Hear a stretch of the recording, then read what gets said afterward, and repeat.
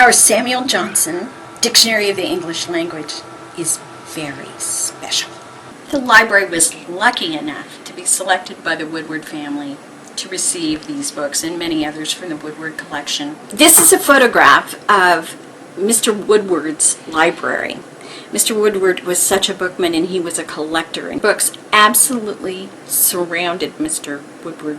His home is located, and still stands, on the corner of about 12th and Fillmore. Both Chester Woodward and his son Webb served on the library board. Upon Webb's end of time of service on the board of trustees, he donated this wonderful set of books, the Johnson Dictionaries. When we received them, they were in their original bindings, and they were coming apart, and it was decided that they needed some repair. So what did we do? We sent them to England, and one of our staff members was making a trip that summer. He carried them with him in his luggage, on board, probably in his lap, to a wonderful book repairer in London, and they came back in the condition that you see them now. Beautifully bound in leather, looking just like they did when they were brand new. This dictionary came about in a very odd way.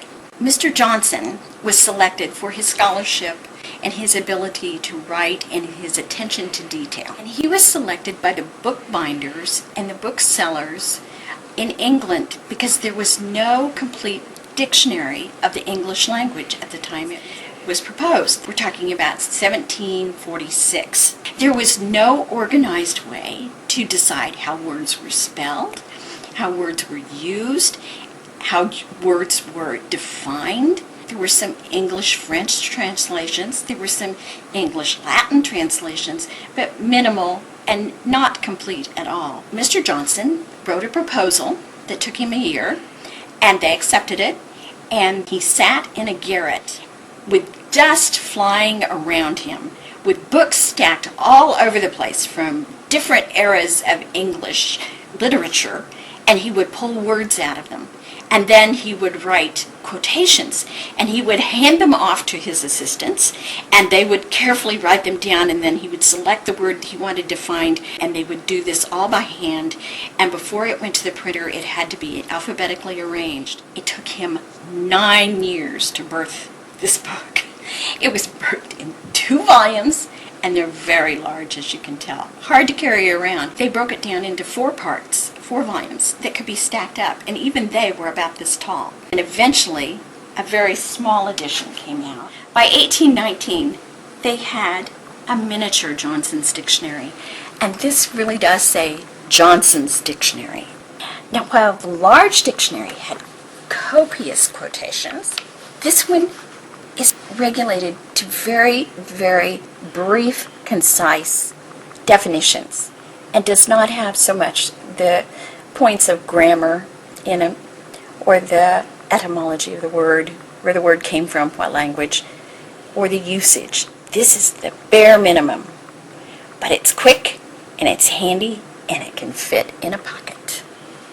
The preface of the Samuel Johnson Dictionary begins, "It is the fate of those who toil at the lower employments of life to be rather driven by the fear of evil than attracted by the prospect of good, to be exposed to censure without hope of praise, to be disgraced by the miscarriage or punished for neglect, where success would have been without applause and diligence without reward.